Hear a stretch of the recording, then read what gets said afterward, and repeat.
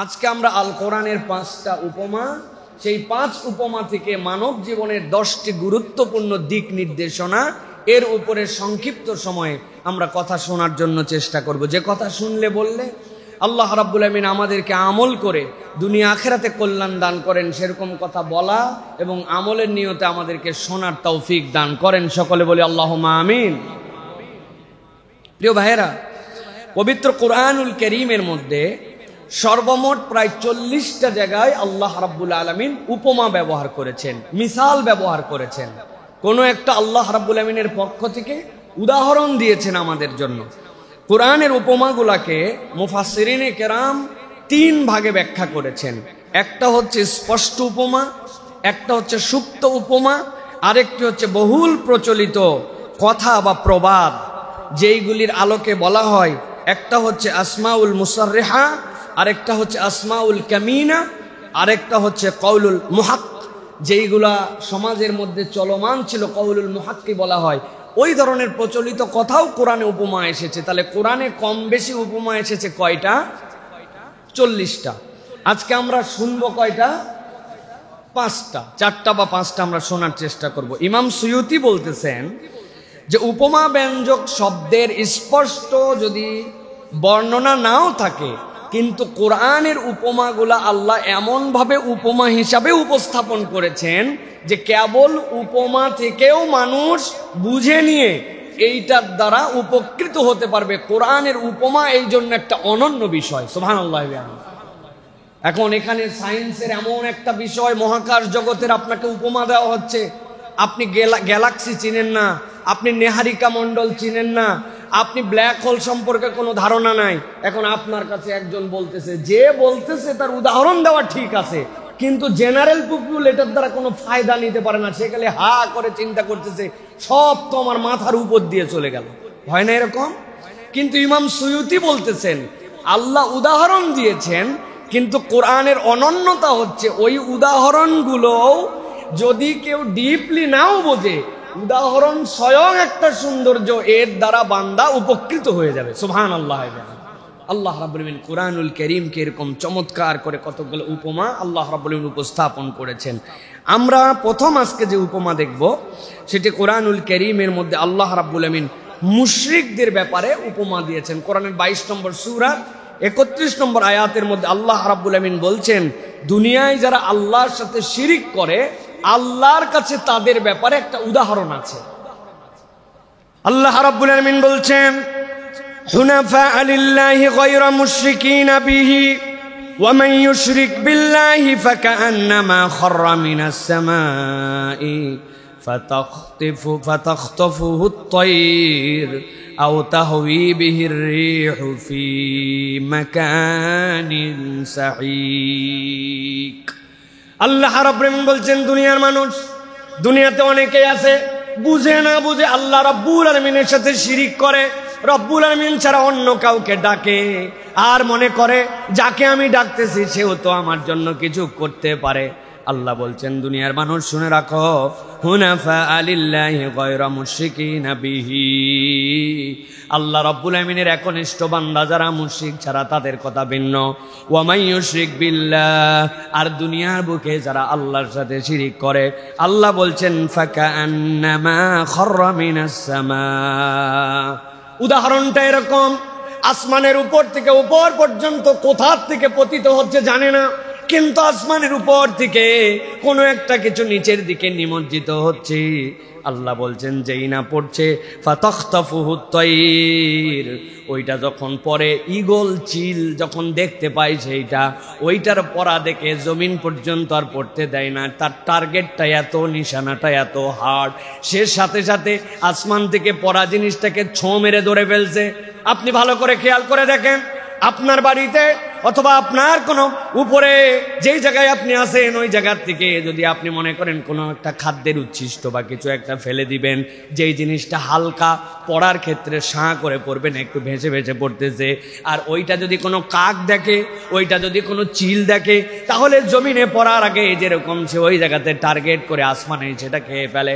আল্লাহ বলছেন যারা একনিষ্ঠভাবে আল্লাহ রব্বুল আলামিনের ইবাদত না করে, দুনিয়ার বুকে আল্লাহর সাথে কাউকে শরীক করে, তার উদাহরণ হচ্ছে আসমান থেকে কিছু পড়ছে আর সেইটাকে কোনো একটা পাখি এটাকে ছোঁ মেরে খেয়ে নিল, অথবা ছোঁ মেরে ফেললো না সেইটাকে ধরতে, কিন্তু আসমান থেকে নিচে পড়ার আগে আল্লাহ রাব্বুল আলামিন বলছেন আও তাহওয়িবির রিহ, বাতাস আসলো একটা এমন বাতাস, সেই বাতাসটা ওই জিনিসটাকে উড়ায় নিয়ে চলে যায়।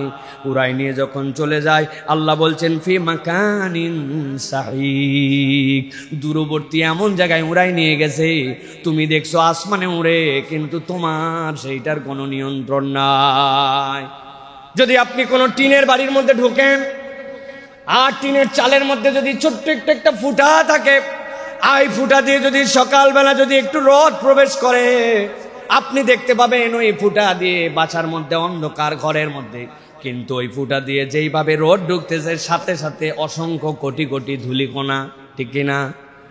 তার মানে কি ওই টিনের চাল আর টিনের ঘর যেখানে ওই ফুটা যেখানে ওই জায়গাতেই ধূলিকণা, এই জায়গাতে ধূলিকণা নাই?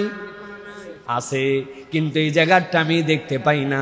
আল্লাহ রাব্বুল আমিন বলছেন এই জমিনের বুকে যেরকম ধূলিকণাগুলা উড়ে উড়ে বেড়ায়, উপর থেকে কিছু ফেলে যদি দাও, ওই ধুলা যেরকম হয়তো পাখির ছোঁ মেরে খেয়ে ফেলবে, অথবা সেইটাকে উড়াই নিয়ে দূরবর্তী কোনো জায়গায় নিয়ে চলে যাবে। আল্লাহ বলছেন মুশরিকদের উদাহরণ হচ্ছে এরকম, সে যেরকম ভাবে আল্লাহ ছাড়া অন্য কারো কাছে উপাস্য হিসেবে গ্রহণ করে, আল্লাহ ছাড়া অন্য কাউকে উপাস্য হিসাবে গ্রহণ করার কারণে দুনিয়ার যাবতীয় তার ভালো কাজ, দুনিয়ার তার ভালো আচরণ, দুনিয়ার যা যা সে অন্যরকম করেছিল, তার এই শিরিক করার কারণে একটাও তার আমল নামায় স্থিতি পায় না, আমল নামায় জড়ো হয় না, সবগুলি উড়ে উড়ে তার আমল নামা থেকে বিচ্ছিন্ন হয়ে যায়। অনেক মুশরিকরাও আছে ভালো কাজ করে, আছে কিনা? আমাদের কাছে মাঝে মাঝে মানুষজন কঠিন প্রশ্ন করে, প্রশ্ন করছে হুজুর, একজন মিথ্যা কথা বলে, একজন পারলে মানুষকে ঠকায়, একজন মানুষের সাথে খারাপ ব্যবহার করে, সাথে নামাজ পড়ে, আরেকজন লোক হুজুর মিথ্যা কথা বলে না, মানুষের সাথে ভালো আচরণ করে, কিন্তু সেই ব্যক্তিটা নামাজ পড়ে না।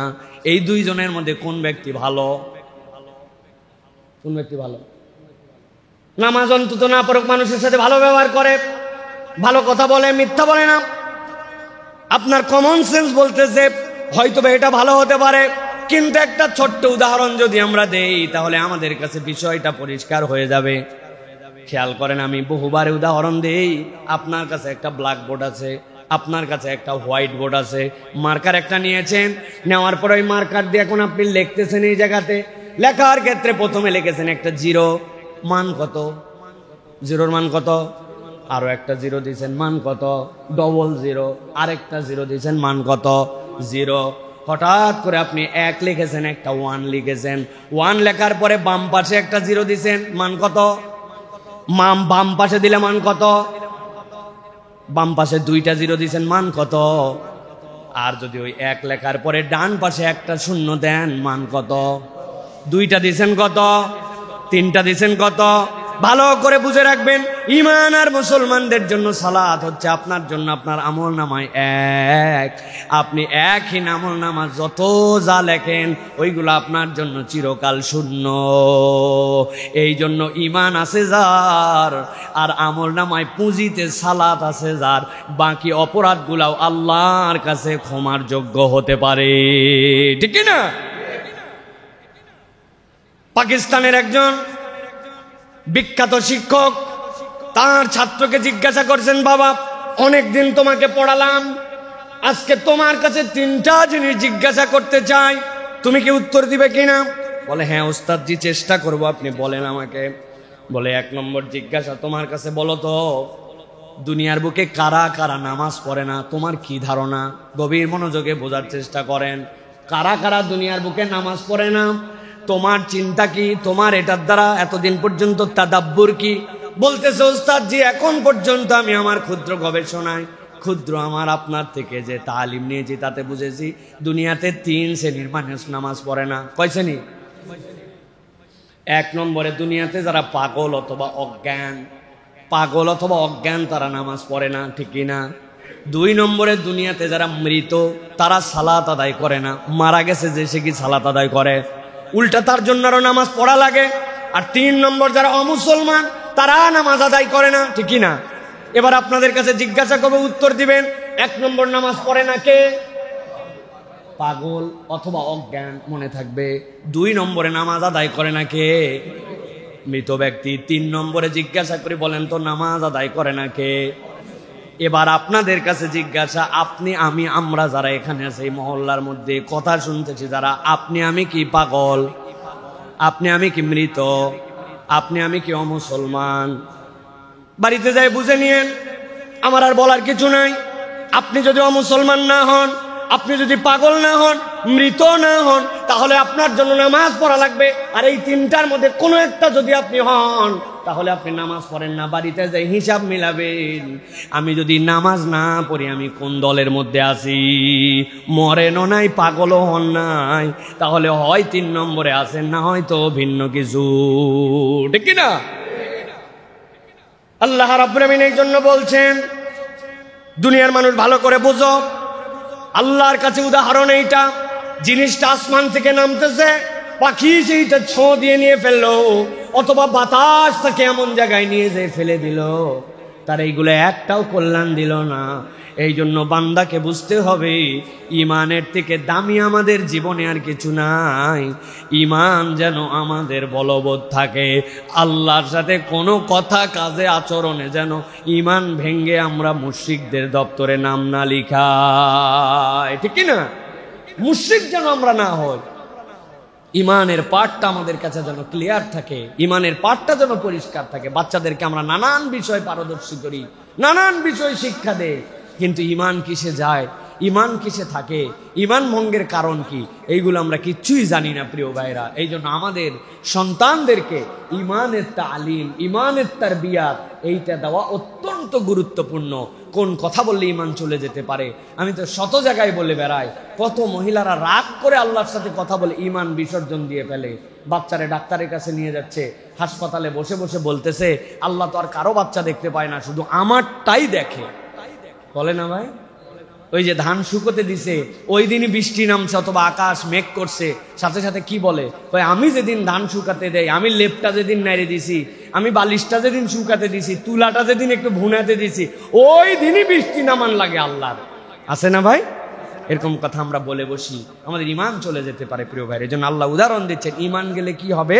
ইমান গেলে আকাশ থেকে উড়ে পড়া ওই রকম বস্তু যেটা জায়গা মতো পৌঁছাবে না, উড়ায় উড়ায় নিয়ে চলে যাবে। তোমার দুনিয়ার কোনো ভালো কাজ, কোনো কিছুই তোমার আমল নামায় থাকবে না। আল্লাহ রাব্বুল আলামিন দ্বিতীয় উদাহরণ দিচ্ছেন, বান্দারা বোঝো, শিরিক করো না। শিরিক তোমার জন্য কি করতে পারে? আল্লাহ রাব্বুল আলামিন সূরা আনকাবুত, কুরআনুল কারীমের 29 নম্বর সূরার 41 নম্বর আয়াতের মধ্যে আল্লাহ বলছেন, মাসালুল লাযীনা ইত্তাখাযু মিন দুনিল্লাহি আউলিয়া কামাসালিল আনকাবুত اتخذت بيتا وإن أوهن البيوت لبيت العنكبوت لو كانوا يعلمون। আল্লাহ রাব্বুল আলামিন বলছেন, দুনিয়ার মানুষ, আল্লাহ রাব্বুল আলামিন উদাহরণ দিচ্ছেন, মাসালুল লাযীনা ইত্তাখাযু মিন দুনিল্লাহি আউলিয়া, আল্লাহ ছাড়া যারা দুনিয়ার বুকে কাউকে ওলি হিসেবে গ্রহণ করে। এই ওলি মানে কি? এই ওলি মানে অভিভাবক, এই ওলি মানে বন্ধু, এই ওলি মানে ইলাহ। আল্লাহ ছাড়া তুমি যদি কাউকে তোমার প্রভু বানায় ফেলো, আল্লাহ ছাড়া তুমি যদি কাউকে তোমার ইলাহ বানায় ফেলো, বন্ধু, প্রকৃত বন্ধু যদি তুমি মনে করো, আল্লাহ বলছেন তার উদাহরণটা আল্লাহর কাছে মাকড়সার মতো। মাকড়সার কি অপরাধ? কেন আল্লাহ রাব্বুল আলামিন মাকড়সার উদাহরণ দিলেন? আল্লাহ বলছেন, ইত্তাখাযাত বাইতান, সে বাড়ি বানায়, ওয়া ইন আওহানাল বুয়ুতি লাবাইতুল আনকাবুত, দুনিয়াতে সূক্ষ্মতে সূক্ষ্মভাবে দেখতে সবচেয়ে অসাধারণ যদি বাড়ি কেউ বানায় তাহলে ওই বাড়িটা বানায় মাকড়সা। কিন্তু আল্লাহ বলছেন দুনিয়াতে এর থেকে নরম, এর থেকে বেশি হালকা আর কোনো বাড়ি হতে পারে না। পৃথিবীতে একমাত্র প্রাণী যে নিজের পেটের থেকে উদ্গীরণ দিয়ে তার ঘর বানায়, পৃথিবীতে আর কোনো প্রাণী নাই। মানুষ থেকে শুরু করে পৃথিবীতে যত প্রাণী আছে, সে তৃতীয় কোনো জায়গা থেকে তার ঘর বানানোর জন্য সরঞ্জামগুলা সংগ্রহ করে।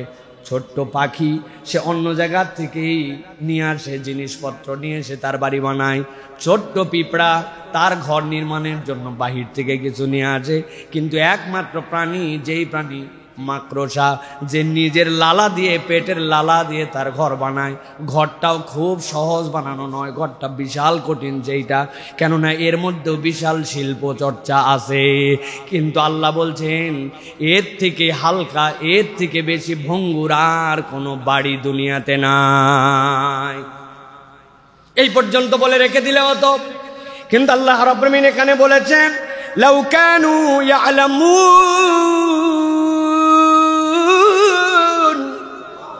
রব্বুল আলামিন বলছেন যদি তারা জানতো। এই যদি তারা জানতো তারা আল্লাহ রাব্বুল আলামিন কি বুঝিয়েছেন? মুফাসসিরিন কিরামের কওল আছে, এর মধ্যে গভীর মনোযোগ দেন। দুনিয়াতে এখন আল্লাহ বললেন আল্লাহকে ছাড়া যারা ওলি হিসাবে, বন্ধু হিসাবে, ইলাহ হিসাবে গ্রহণ করে, তারা বিরাট বিরাট ঘটনা ঘটায় দুনিয়ার বুকের। আপনারা দেখবেন আমরা নতুন করে জানতেছি এখন আয়রন ডোম, জানেন না ভাই? আসমানের মধ্যে থেকে আপনি যা মারবেন সেটা সেখানে ধরে ফেলবে।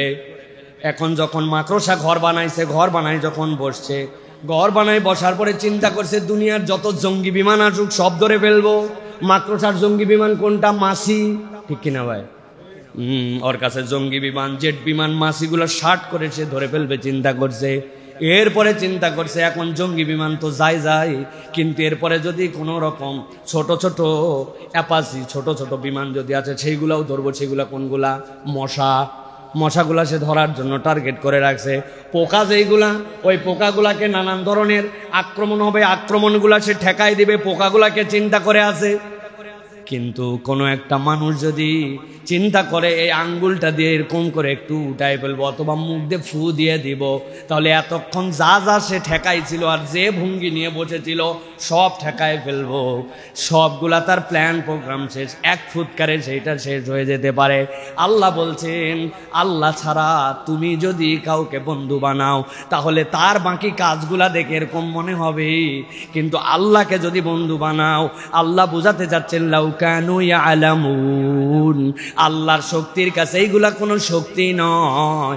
এক ফুৎকারে এইগুলা মাকড়সার বাসার মতো ধ্বংস হয়ে যেতে পারে, ঠিক না? প্রিয় মুসলমান, আল্লাহ রাব্বুল আলামিন কিন্তু এখানে যেটা বুঝাচ্ছেন, আল্লাহ ছাড়া যদি কেউ কাউকে ডাকে, দুনিয়াময় তার বিস্তৃতি, দুনিয়াময় তার জাল, দুনিয়াময় তার হুঙ্কার, এইগুলা একটা আল্লাহর কাছে মূল্য নাই। যেরকম অনেক বড় বাড়ি বানানোর পরেও মাকড়সার ঘরের মূল্য নাই, আল্লাহ বলছেন আল্লাহ ছাড়া যাদের সাথে সম্পর্ক আল্লাহর কাছে তাদেরও এরকম মূল্য নাই। কেননা ডাকতে হলে ডাকতে হবে আল্লাহকে। তুমি আল্লাহ ছাড়া অন্য কাউকে ডেকেছো, এইটা আল্লাহ রব্বুল আলামিনের কাছে গ্রহণযোগ্য নয়। বান্দা হিসাবেও এইটা বান্দার ফিতরাতের সাথে শোভনীয় নয়। বান্দা হিসাবেও বান্দার ফিতরাতের সাথে শোভনীয় নয়। আল্লাহ বলছেন ইন্নাল্লাহা ইয়ালামু মা ইয়াদউনা মিন দুনিহি মিন শাই ওয়া হুয়াল আজিজুল হাকীম। আল্লাহ বলছেন আল্লাহ জানেন তুমি আল্লাহ রাব্বুল আলামিন ছাড়া আর কাকে ডাকো, আল্লাহ ছাড়া আর কাকে তুমি ডাকো, এটা আল্লাহ রাব্বুল আলামিন জানেন। আল্লাহ রাব্বুল আলামিন আজিজ, আল্লাহ রাব্বুল আলামিন মহাজ্ঞানী। আল্লাহ বলছেন আল্লাহর কাছে এইগুলা হিসাব করা আছে। এই জন্য প্রিয় ভাইয়েরা, বান্দা বিপদে পড়লে, আপদে পড়লে বান্দা একমাত্র যার প্রতি ভরসা করবে তিনি হচ্ছেন আল্লাহ। তিনি কে? কিন্তু আমাদের ইমানের দুর্বলতার কারণে আমরা ডানে দৌড়াই, বামে দৌড়াই, আর দুনিয়ার নানান ধরনের প্রযুক্তি, নানান ধরনের ক্ষমতাকে আমরা মনে করি বিশাল বড় এক ক্ষমতা নিয়ে তারা বসে আছে। আল্লাহ বলছেন এইগুলো একটাও ক্ষমতা নয়, প্রকৃত ক্ষমতা হচ্ছে আল্লাহ রাব্বুল আলামিনের কাছে। সুবহানাল্লাহ। লিবিয়ার সাথে যখন যুদ্ধ হচ্ছিল, আফ্রিকার সেই অঞ্চলকে দখল করে নেওয়ার জন্য যখন ফ্রান্স এবং তার বাহিনীরা যখন যুদ্ধ করতেছিল, লিবিয়ার মুজাহিদিনরা যখন যুদ্ধ করেন, ওই সময় সম্মুখ যুদ্ধে মুসলমানের সাথে তারা পেরে ওঠে নাই, কোনো কালেও তারা পারে নাই, পারবেও না। কেননা মুসলমান জীবন দেওয়ার জন্য যুদ্ধে নামে, আর অন্যরা নিজেরা আত্মরক্ষা করে যুদ্ধ জিতে বাকি জীবনটুকু আনন্দে উদযাপনের জন্য তারা যুদ্ধে নামে। এই দুই মৌলিক পার্থক্যের কারণে মুসলমানের সাথে কোনো কালেই কেউ সম্মুখ যুদ্ধে পারে নাই।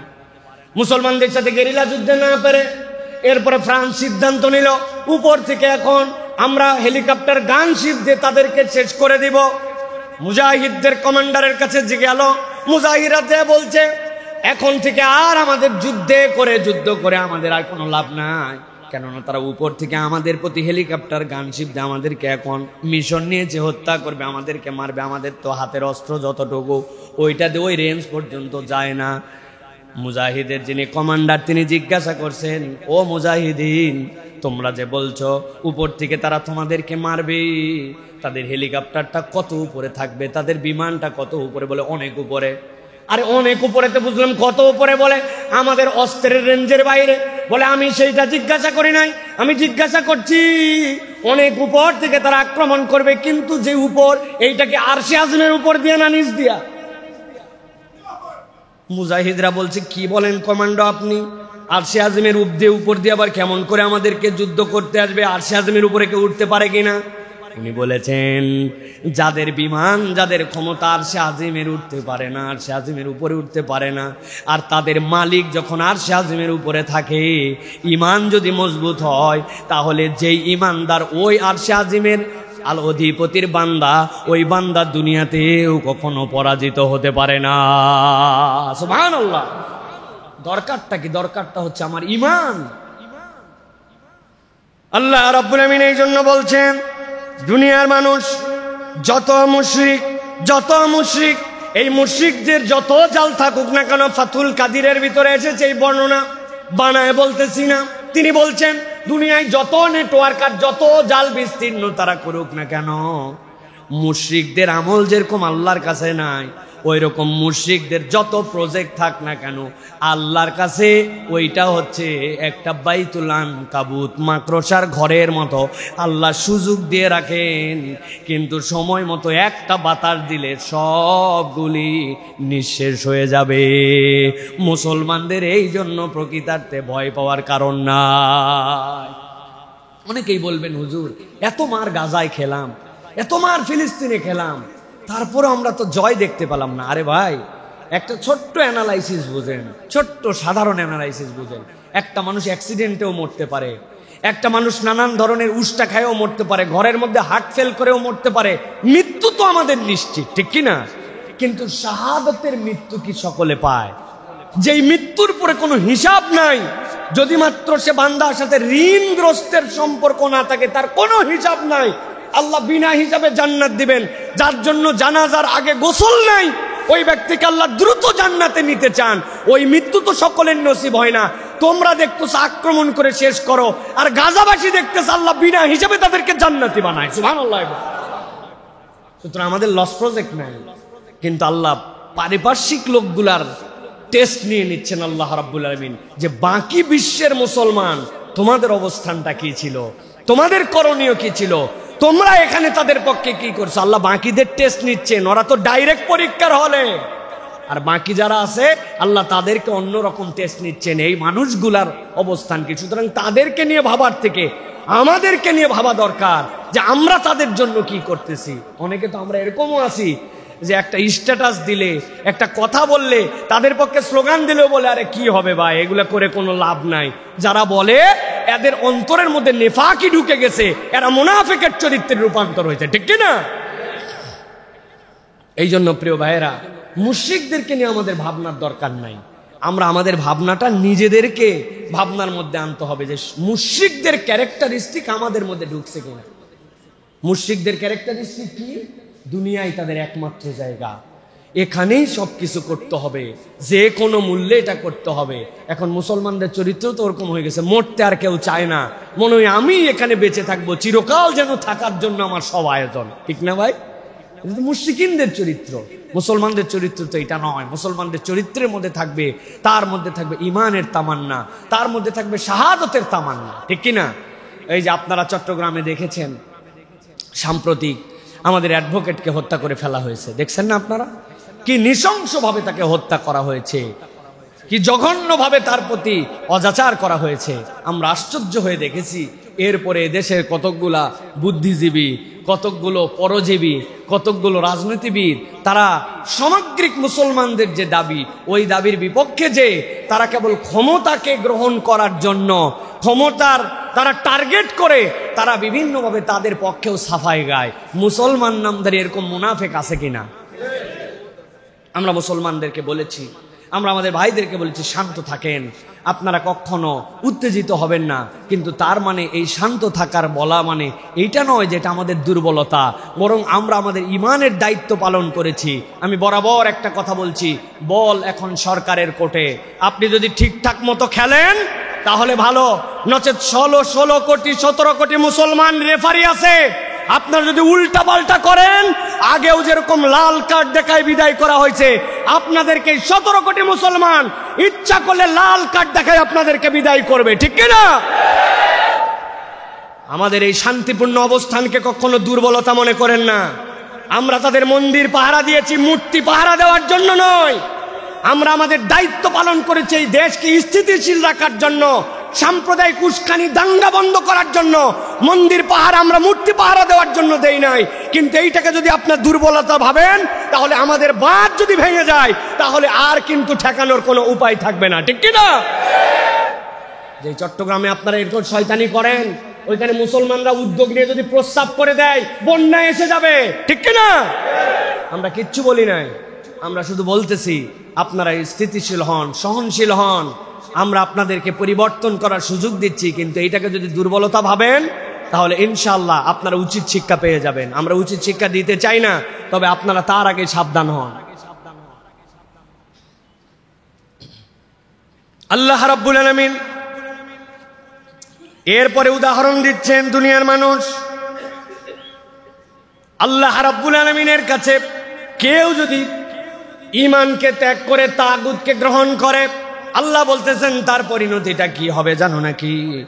আল্লাহ রাব্বুল আলামিন বলছেন, ফামান ইয়াকফুর বিত-তাগুতি ওয়া ইউমিন বিল্লাহ ফাকাদ ইসতামসাকা বিল উরওয়াতিল উসকা লা ইনফিসামা লাহা ওয়াল্লাহু সামিউন আলীম। আল্লাহ বলছেন দুনিয়ার বুকে কেউ যদি উল্টাটা করে তার কি হবে? কেউ যদি দুনিয়ার যত তাগুত আছে, দুনিয়াতে আল্লাহ ছাড়া যত বিধি নিষেধ, যত হুকুম আহকাম সবগুলাকে বাদ দিয়ে দেয়, বাদ দিয়ে ওই মানুষগুলা রব্বুল আলামিনের দিকে ঈমান এনে ফেলে, আল্লাহ বলছেন সে একটা সুদৃঢ় রশি যেন ধরে ফেললো। আমি রব্বুল আমিন বললাম এই রশিটা এমন পাওয়ারফুল, লানফিসামা, কখনো এটা বিচ্ছিন্ন হবে না। আল্লাহ এর দ্বারা ঈমানদারদেরকে একটা আশ্বস্ত করতে যান, তুমি যদি দুনিয়ার তাগুতকে লাথি দিয়া আল্লাহর দিকে মনোনিবেশ করো, রব্বুল আলামিন তোমার সাথে সংযোগ রাখবেন। দুনিয়ার মানুষের যত বড় বিপদই হোক না কেন, ইমানদারের বিপদে কাউকে পাশে না পেলেও আল্লাহ রব্বুল আলামিনকে সে পাশে পেয়ে যাবে। সুবহানাল্লাহ, আল্লাহ রব্বুল আলামিনকে পাশে পাবে। একটা ঘটনা আসছে, মুফাসসিরিনে কেরামে আয়াতে কারিমাকে লিখেছেন, এক পথিক নাকি মুসাফির রাস্তায় যাচ্ছে, পিছনে একটা ফ্রড লেগে গেছে তার সাথে। লেগে চিন্তা করছে এর কাছে অনেক টাকা পয়সা আছে, তো তাহলে একে কিভাবে বিভ্রান্ত করা যায়। আস্তে আস্তে তাকে যে খাতির দিছে, তারপর বলছে আপনি কোন দিকে যাবেন, আমিও তো আপনার সাথে সেদিকেই যাব। নানানভাবে তার সাথে চলতে শুরু করেছে। একসাথে দুইজন চলতে চলতে একটা রাস্তার মাথায় গেছে, যেখান থেকে বামেও একটা রাস্তা আছে, ডানেও একটা রাস্তা আছে। এখন মুসাফির দ্বিধাদ্বন্দ্বে আছে যে বামের রাস্তাতে আমার জন্য যাওয়া সহজ না ডানে। সাথের যেই চিটিং, ও বলছে, সে ছিল মূলত ডাকাত, সে বলছে আরে বামের রাস্তায় যাই না, ডানের রাস্তায় একদম শর্টকাট, আমি তো এই রাস্তায় রেগুলার, আপনি দ্রুত পৌঁছায় যাবেন। সে চিন্তা করছে এতক্ষণ যার সাথে চলাফেরা করছি নিশ্চয়ই সে আমার কল্যাণকামী। ডানের রাস্তাতে নিয়ে গেছে, যাওয়ার পরে দেখে এই রাস্তায় একটা জঙ্গলে যে শেষ হয়েছে, সেই জায়গাতে আর কোনো রাস্তা নাই। যেই না ওই জায়গায় পৌঁছাইছে, সাথে সাথে সে কোষ থেকে তলোয়ার বের করে বলছে তোমাকে এক্ষুনি হত্যা করে তোমার যা ধন সম্পদ সব নিব। আর দেখো সামনে যে হাড্ডি গুড্ডি দেখতেছ, এরকম করে প্রত্যেক মাসে মাসে আমি আমার ধান্দা অনুযায়ী লোক নিয়ে আসি, হত্যা করি, কাউকে বাঁচায় রাখি না। কেননা বাঁচায় রাখলে আমার জায়গার পরিচয় যদি দিয়ে দেয়, ও হাতে পায়ে ধরছে, ভাই আমারে ছেড়ে দাও, সম্পদ সব নিয়ে নাও, কিন্তু আমার অন্তত জান ভিক্ষা দাও, আমার পরিবার, আমার বাচ্চা কাচ্চা, আমার বাবা মা সব আমার নিয়ন্ত্রণে। সে কোনো কথাই শোনে না। শেষে বলছে যে শোনো, 2 রাকাত আমাকে সালাত আদায় করার জন্য সুযোগ দাও, যে আমি 2 রাকাত সালাত আদায় করি, এরপর আমাকে মাইরে ফেলো। তার বিশ্বাস হয়েছে ওয়াস্তাঈনু বিসসবরি ওয়াসসালাহ, আল্লাহর কাছে সাহায্য চাও সবর এবং সালাতের সাথে, আমার রব নিশ্চয় আমাকে কোনো সাহায্য করবেন। দীর্ঘ ঘটনা আসছে, সে নামাজে দাঁড়ানোর পরে সকল তেলাওয়াত কেরাত সব ভুলে গেছে। একটু পরে তাকে মেরে ফেলা হবে, তার কোনো কিচ্ছু মনে নাই। আর যে হাজার হাজার চেষ্টা করতেছি আমি যে একটা আয়াত মুখ দিয়ে বের হোক, তার মধ্যে কোনো আয়াত আসে না, কারণ মৃত্যুর ভয়ে আতঙ্কে নামাজে দাঁড়াইছে ঠিক, কিন্তু তার আর কোনো কিছু মনে নাই। কিন্তু এই অবস্থাতে এসে 2 রাকাত নামাজ যখন শেষ করছে, করার পরে ওঠার পরে দেখে যে তাকে যে মারবে, মারার লোককে খুঁজে পাচ্ছে না। পাশে দেখে অশ্বারোহী একজন বীর যোদ্ধা তার পাশে দাঁড়ায় আছে। দাঁড়ায় বলতেছে, মুসাফির তোমার নামাজ কি শেষ হয়েছে? হ্যাঁ। তুমি এই রাস্তায় না যে এই পেছনের রাস্তা দিয়ে যে তুমি তোমার গন্তব্যে চলে যাও।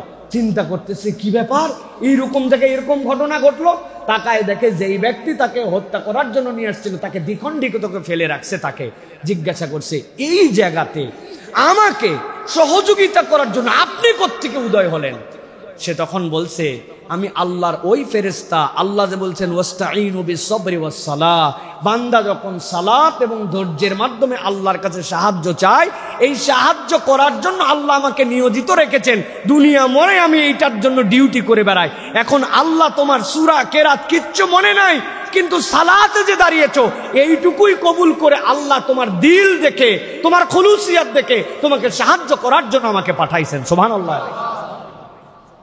অতএব প্রিয় ভাইরা, সেই ফেরেশতাও আছেন, সেই আল্লাহ আছেন, কিন্তু সেই সাহায্য প্রার্থী হিসাবে আমরা আজকে দুর্বল। আমরা আল্লাহর কাছে দিল দিয়ে সাহায্যটা চাইতে পারি না, যে রব্বুল আলামিন আমাকে সাহায্য করেন, এইটা আমরা আল্লাহর কাছে বলতে পারি না। অতএব আল্লাহ বলছেন যে যদি কেউ দুনিয়ার সবাইকে বাদ দিয়ে রব্বুল আলামিনকে গ্রহণ করে ফেলে, আল্লাহ বলছেন এমন সুদৃঢ় একটা দড়ি তার সাথে লাগানো যেটা বিচ্ছিন্ন হবে না।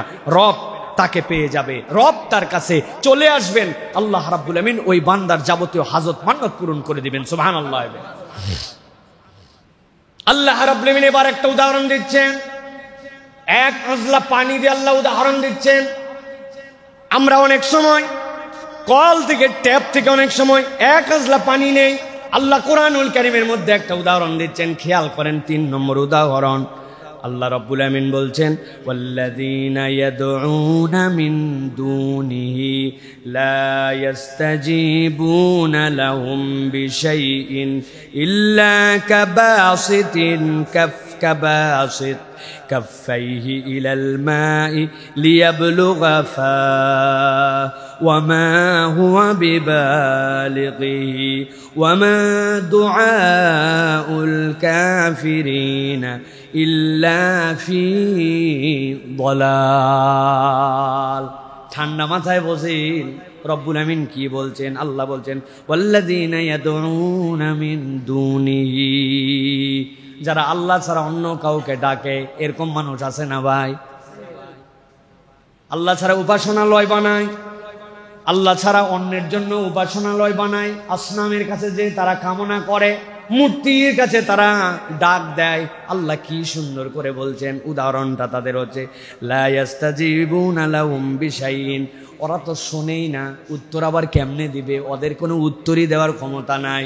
কিন্তু আল্লাহ বলছেন এই মানুষগুলা কেমন ভাগ্য বিড়ম্বিত জানো নাকি? আল্লাহ রাব্বুল আমিন বলছেন ইল্লা কাবাসিতিন, এমন একজন পিপাসার্থ মানুষ, যেই পিপাসার্থ মানুষটা পিপাসায় তৃষ্ণায় তার বুক ফেটে যাচ্ছে, সামনে তার পানিও আছে, কিন্তু ওই মানুষটা চিন্তা করতেছে যে আমি পিপাসার্থ, পানিটাই আমার কাছে এক আজলা ভর্তি হয়ে চলে আসুক। আল্লাহ রাব্বুল আমিন বলছেন লিয়াবলুগা ফা, যেন তার মুখে এক আজলা পানি চলে আসে। তৃষ্ণার্ত ব্যক্তি এখানে বসে আছে, পানিটা ওই জায়গায়, আর কল্পনা করতেছে আমার কাছে যেন পানিটা চলে আসে। ওয়ামা হুয়া বিবালিগিহি, আল্লাহ বলছেন কখনোই পানি তার আজলা ভর্তি হয়ে তার মুখের কাছে আসবে না, এটা আল্লাহর সুন্নতের মধ্যে নয়। আল্লাহ বলছেন ওয়ামা দুআউল কাফিরিনা ইল্লা ফি দালাল। আল্লাহ বলছেন একই রকম এরকম ভাবে যারা আল্লাহ ছাড়া কারো কাছে আহ্বান করে তাদের সকল আহ্বান গুলাই বৃথা। কেন আল্লাহ উদাহরণ দিলেন? মুফাসসিরিনে কেরাম ব্যাখ্যা করছেন, মূলত দুনিয়ার প্রত্যেকটা মানুষেরই চাহিদা আছে। যেই লোকটা আল্লাহকে ডাকে না তারও রোগ হয়, তারও বিপদ হয়, তার অর্থনীতির প্রয়োজন হয়, তারও দুনিয়ার বুকে ইজ্জত নিয়ে চলতে ইচ্ছা করে, ওর প্রয়োজন আছে। কিন্তু সে যেভাবে ডাকতেছে, আল্লাহ বলছেন প্রয়োজন আছে মানে পিপাসার্থ, কিন্তু আল্লাহ ছাড়া যার কাছে ডাকতেছে তা দেওয়ার কোনো ক্ষমতা নাই। আল্লাহ বলছেন তার এই ডাকাটা ওই তৃষ্ণার্ত ব্যক্তি যেরকম ওই ডেকে ডেকে তার তৃষ্ণা নিবারণ হবে না, এই মানুষটার জীবনটাও সেই রকম। আল্লাহ ছাড়া যদি কারো কাছে ডাকে, কারো কাছে চায়, তার কখনো প্রাপ্তি যোগ হবে না। সবচেয়ে ইন্টারেস্টিং ব্যাখ্যা করেছেন মুফাসসিররা যে এইটার সাথে আল্লাহ রাব্বুল আমিন মূলত কি ঢুকাইছেন। আল্লাহ রাব্বুল আমিন ঈমানদারদেরকে একটা অনন্য নিয়ামত দান করেছেন। আমি অনেকবার বলেছি, আর একবার আপনাদের কাছে পরিষ্কার করে বলি, খেয়াল করেন। একটা মানুষ হাত তুলেছে অথবা হাত তুলে না, আল্লাহ তুমি আমার জেহেনে যাকাত দিয়ে দাও। আল্লাহ আমার যে পড়া মুখস্থ হয় না, তুমি আমার পড়া মুখস্থ করার তৌফিক দিয়ে দাও। আল্লাহ আমি উসুলের শাসি কিতাবটা বুঝি না, কিতাবটা আমাকে বুঝায় দাও। আল্লাহ আমি ব্যাংকের মধ্যে ঋণগ্রস্ত আছে, আমার ঋণটা তুমি দূর করে দাও। শরীরটা আমার অসুস্থ, তুমি আমাকে শেফা দান করে দাও। রব্বুল আলামিন আমার ব্যবসার মধ্যে বরকত দিয়ে দাও, দুনিয়াতে আমাকে ইজ্জতওয়ালা করে দাও। আয় রব্বুল আলামিন আমার সন্তান আমার কথা শোনে না, দিনের বুঝ নিয়ে চলে না, আমার সন্তানটাকে তুমি দিনের বুঝ দিয়ে দাও। বুঝে থাকলে শব্দ করে বলেন, এইরকম বিভিন্ন ধরনের কামনা দোয়া আমাদের জীবনে আছে কিনা? এখন বান্দা যখন দোয়া করতেছে আল্লাহর কাছে, আল্লাহ চাইলে তৎক্ষণাৎ কবুল করতে পারেন, আল্লাহ পরে কবুল করতে পারেন, আল্লাহ এর বদলে তার জীবন থেকে বিপদ দূর করে দিতে পারেন। কিছু না হলেও কিয়ামতের দিনে রব্বুল আমিন এর বিনিময়ে তাকে জান্নাতে আল্লাহর নৈকট্য দান করবেন। কিন্তু বিষয়টা একটা জিনিস অনুভব করি না, আমি দোয়া করতেছি আমার সাথে আল্লাহর কাছে, কি এর মধ্যে যা কামনা করতেছি সেইগুলার পাঠ ভিন্ন, কিন্তু আমি যতক্ষণ দোয়া করেছি, আল্লাহ নবী বলছেন এই দোয়া স্বয়ং একটা ইবাদত।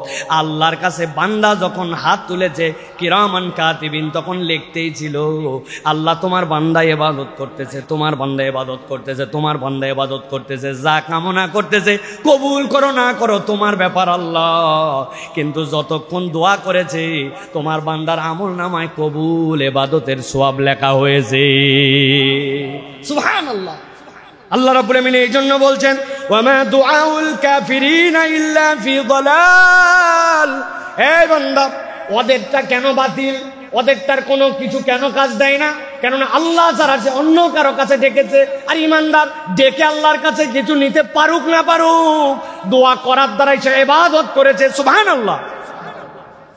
এই জন্য আল্লাহর কাছে কবুল ইবাদতের মধ্যে যেই দুইটা জিনিস সবার আগে পৌঁছাবে, এর একটা হচ্ছে বান্দা দোয়া যখন করে আল্লাহর কাছে, আর বান্দা যখন অপর মুসলমানের সাথে হাসি মুখে কথা বলে, আল্লাহর কাছে বান্দা যে দেখবে এই দুইটা কবুল ইবাদত হিসেবে লেখা আছে।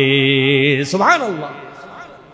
অতএব প্রিয় ভাইরা, এই যে আমরা আল্লাহ ছাড়া অন্য কারোর কাছে ডাকা, যারা ডাকে, এদের এই ডাক এবং এই দলে কখনো নিজেদের অন্তর্ভুক্ত হওয়া যাবে না। আল্লাহ উদাহরণ দিয়েছেন, তৃষ্ণার্ত কিন্তু পানি তার কাছে আসবে না, ও খালি কামনা করতেছে, তৃষ্ণা আরো বাড়বে।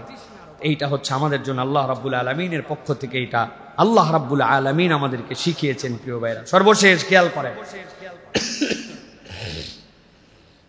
আল্লাহ রাব্বুল আলামিন বলছেন, ওয়ালিল্লাহি ইয়াসজুদু মান ফিস সামাওয়াতি ওয়াল আরদ তাওআন ওয়া কারহা ওয়াজিলালুহুম বিল গুদুওয়ি ওয়াল আসাল।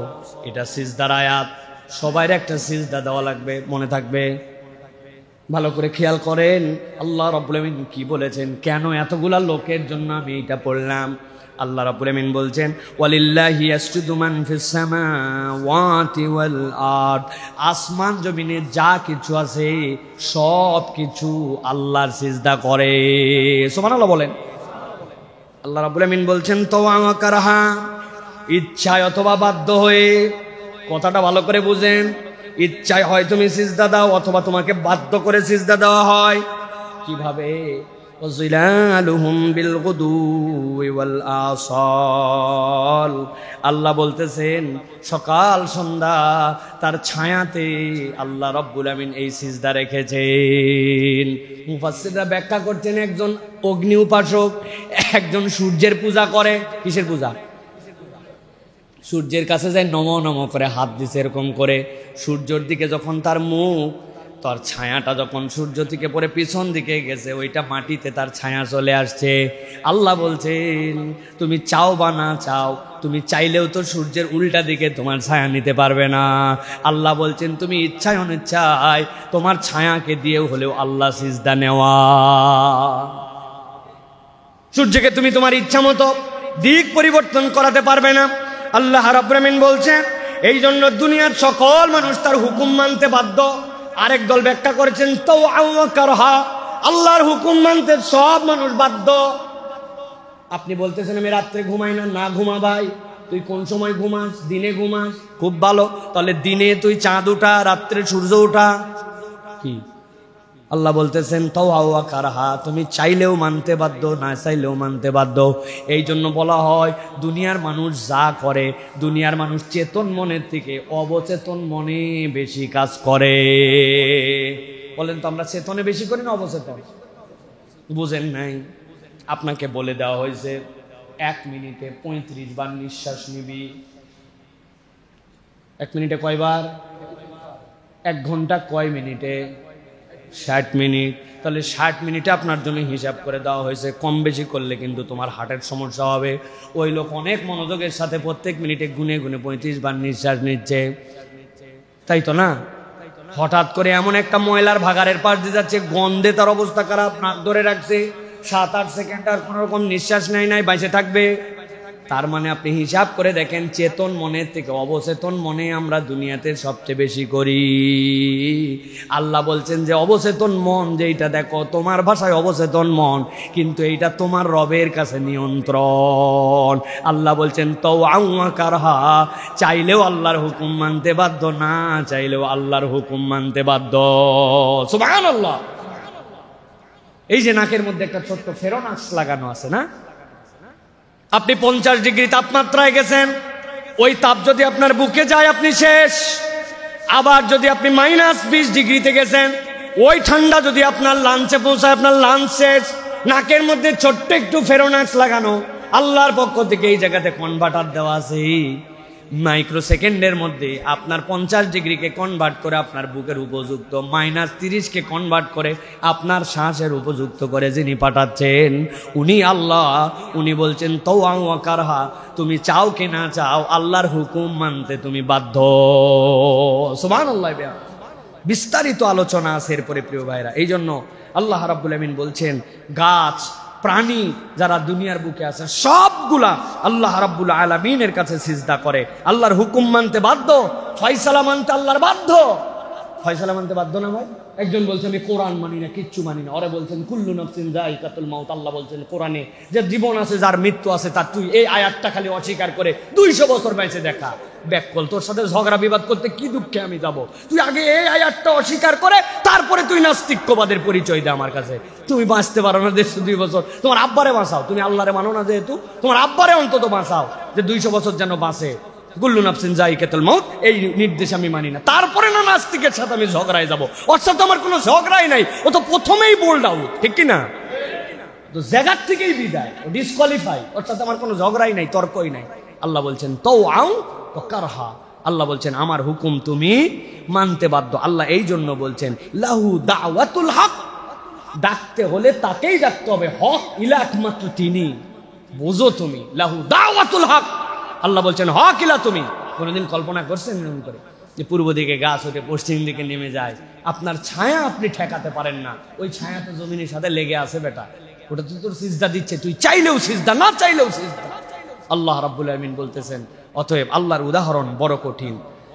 আল্লাহ রাব্বুল আমিন আরেকটা আয়াতে বলছেন, উদাহরণটা খেয়াল করেন, আওয়ালাম ইয়ারাউ ইলা মা খালাকাল্লাহু মিন শাই, ইয়াতাফাইয়াউ জিলালুহু আনিল ইয়ামিনি ওয়াশ শামাইলি সুজদান লিল্লাহি ওয়া হুম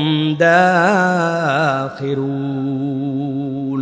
আল্লাহ বলছেন আল্লাহর সৃষ্টি কি তোমরা দেখো না, তাদের ছায়া কি তোমরা দেখো না, সিজদারত অবস্থায় ডানে বামে তারা ঢলে পড়ে। আহারে, কখনো আমরা কল্পনাই করিনি, মাথার মধ্যে এটা নেই নাই। রব এই সিস্টেমটা করে রেখেছেন। আল্লাহ বলছেন ওই গাছগুলা সকাল সন্ধ্যায় তোমরা দেখো সিজদা অবস্থায় ঢলে পড়ে, আমি দেখি ছায়া এসে গেল, গোধূলি হয়ে গেল। কিন্তু আল্লাহ বলছেন আল্লাহ তাদের জন্য এই প্রক্রিয়াতে সিজদার ব্যবস্থা করে রেখেছেন।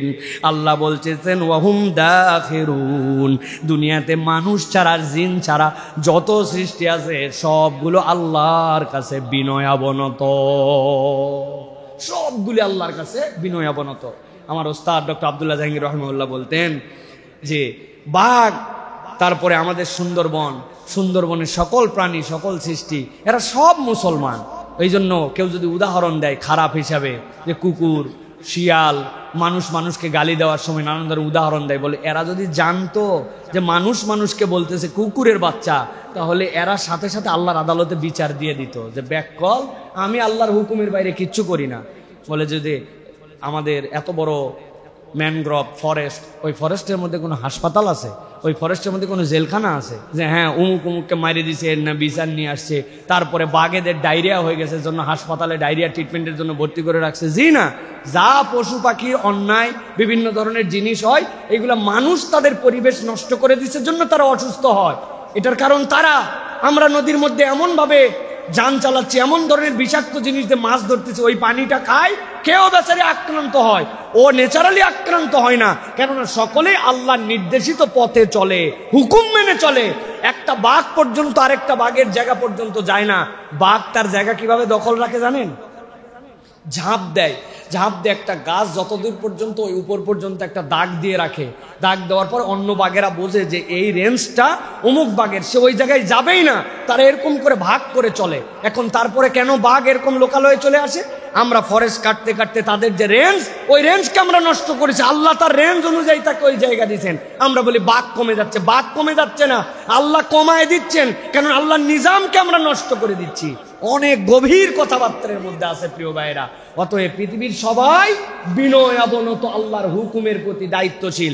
একমাত্র মানুষকে আল্লাহ দায়িত্বশীল হওয়ার জন্য উদাহরণগুলো দিয়েছে।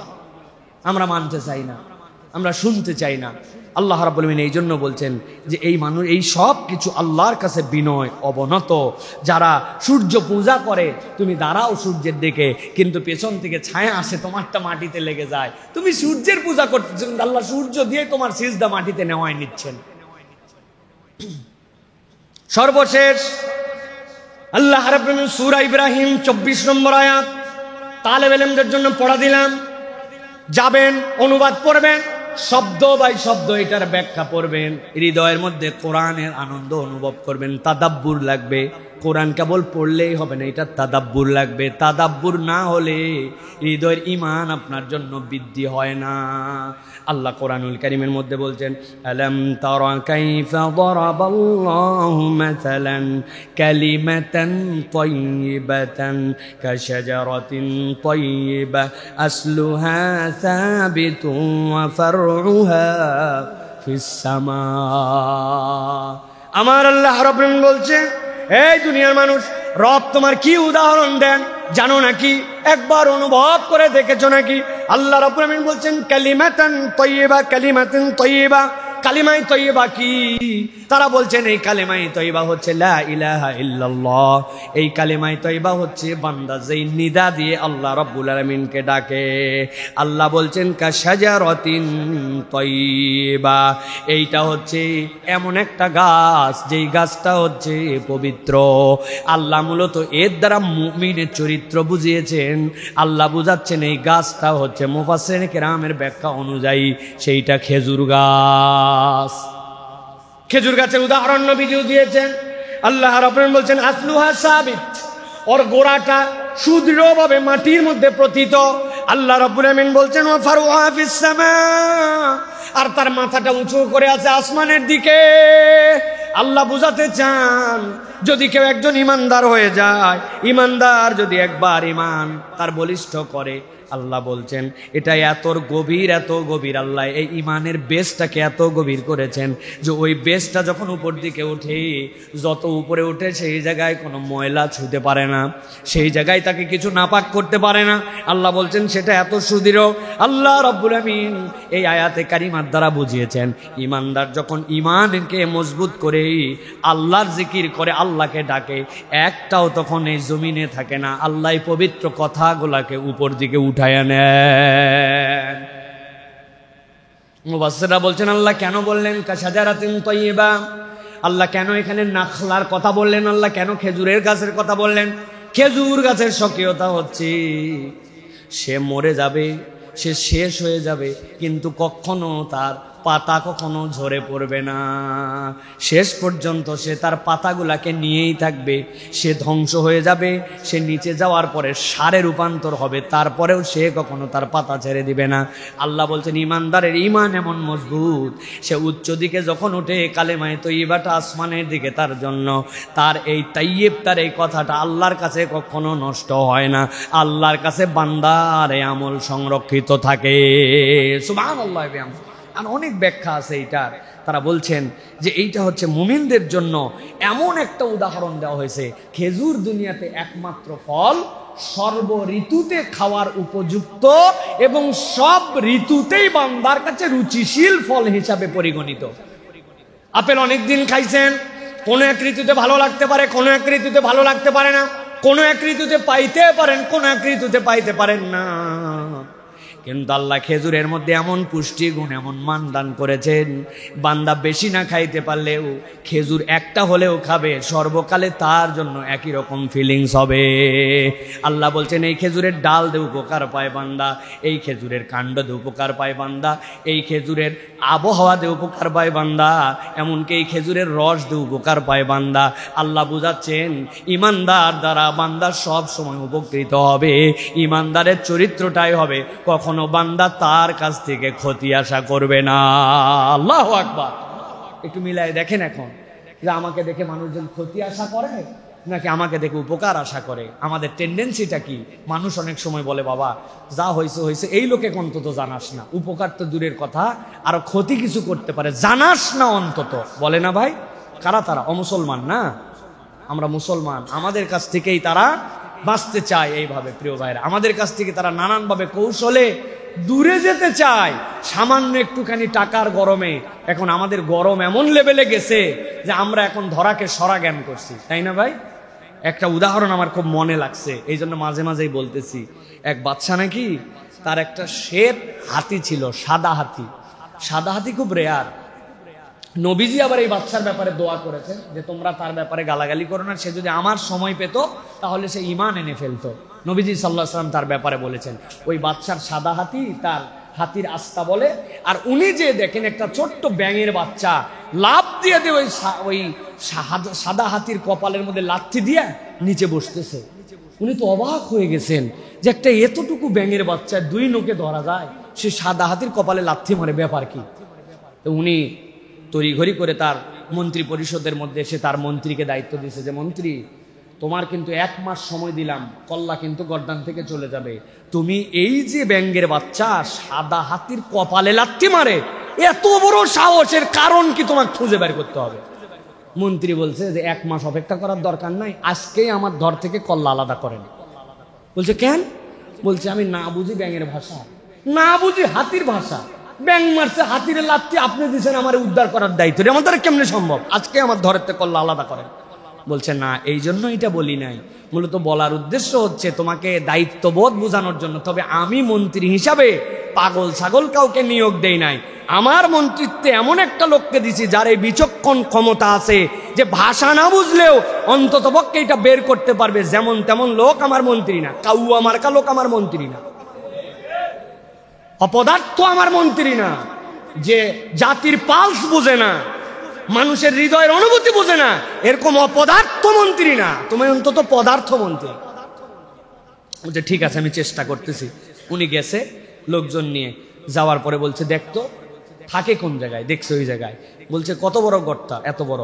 উনি দেখছেন তাকায়া যে যেই জায়গায় ব্যাঙ বসে, ব্যাঙ ঢোকার পরে ব্যাঙের নিয়ম সে ঘুরে মুখ বাহির দিকে দিয়ে বসে। ব্যাঙ কখনো ভিতর দিকে মুখ দিয়ে বসে না, কিন্তু এই গর্তটা এত ছোট যে ভিতরে ঢুকে সে মুখও বের করতে পারে না।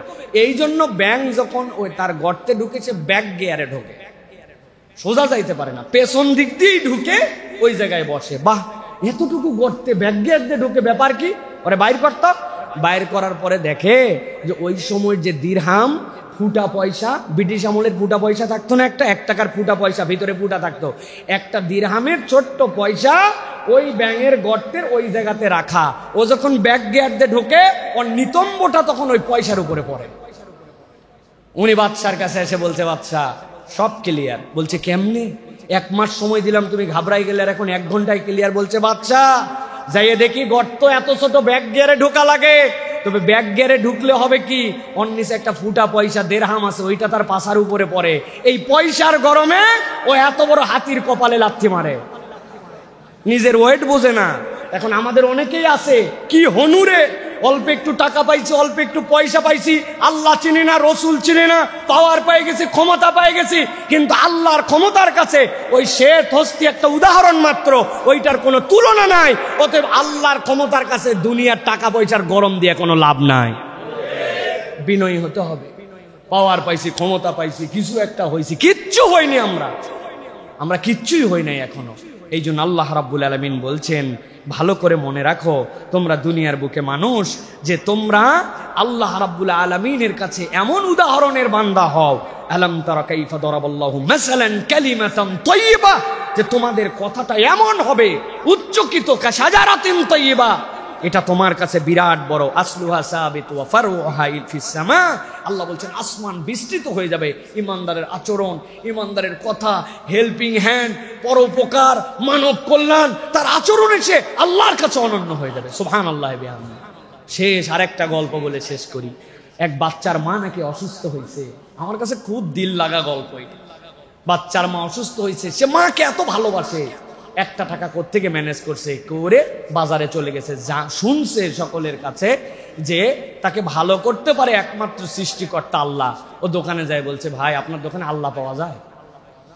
বলছে ব্যাগ থাপ্পড় দিই, ব্যাগ করবো টাকা। মুদিখানার দোকানে আল্লাহ খুঁজতে আসছে, ওরে তারাই দিছে। আরেক দোকানে গেছে, বলছে বাচ্চা জানে ওর মা তো অসুস্থ, ওর তো আল্লাহকে কিন্তু বলে একজন জিজ্ঞাসা করছে কি ব্যাপার রে ভাই, তুই পাগলা হয়েছিস নাকি? বলে না, আমার আল্লাহকে লাগবে, 1 টাকায় যদি পাওয়া যায় তো একটা আল্লাহ দাও।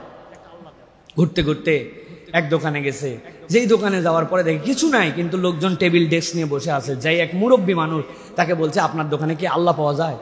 উনি চিন্তা করছে বহুত লোক বহুত জিনিস চাইতেছে, বাচ্চা এই কথা বললো কেন? ডাক দিছে, বাপ এদিকে, কি ব্যাপার, আল্লাহকে লাগবে কেন?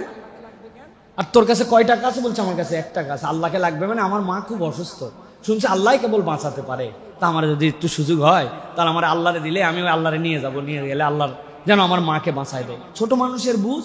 উনি বলছেন হ্যাঁ আমার দোকানে আল্লাহ পাওয়া যায়, তুই টেনশন করিস না, এই যে ধর এই পানি, এই পানিটুকু তোরে দেওয়া হলো, তুই নিয়ে যাই তোর মারে খাওয়াই দিবি, এইটাই আল্লাহ পাওয়ার পানি, এটার মধ্যেই আছে সব।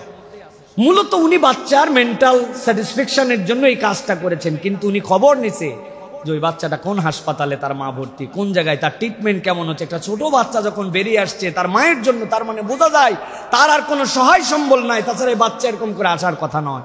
উনি হাসপাতালে যোগাযোগ করে সব ক্লিয়ার করে বলছেন তার উন্নত ট্রিটমেন্টের ব্যবস্থা করেন। যাই হোক, এক পর্যায়ে তার মা ভালো হয়ে গেছে। ওই বাচ্চা তো মনে করছে সুবহানাল্লাহ, ওই যে 1 টাকাতে পানি কিনছিলাম ওইটাই আল্লাহ, ওইটাই তাকে ভালো করছে। হাসপাতালে যখন বিল আসছে, বিল দেখে তো তার মাথা খারাপ, তার মায়েরও মাথা খারাপ, যে এত টাকা পয়সা কেমনে দিবে। একজন বলছে এই টাকা পয়সা সব একজন দিয়ে চলে গেছে, আপনারা চিন্তা করেন না। ওই ছেলে দৌড়ায় যার কাছ থেকে আল্লাহ নিয়ে আসলো তার কাছে যায়, বলে আমার মা তো ভালো হয়ে গেছে, এই অবস্থা। লোকজন বলছে যে কে আপনার বিলটা দিল? তখন ওনারা যে পরিচয় দিছে যে ওই লোক বিল দিছে, ওই বাচ্চার আল্লাহ কিনার দোকানের সাথে তার হিসাব মিলে গেছে, মা আর সা দুইজন মিলে গেছে।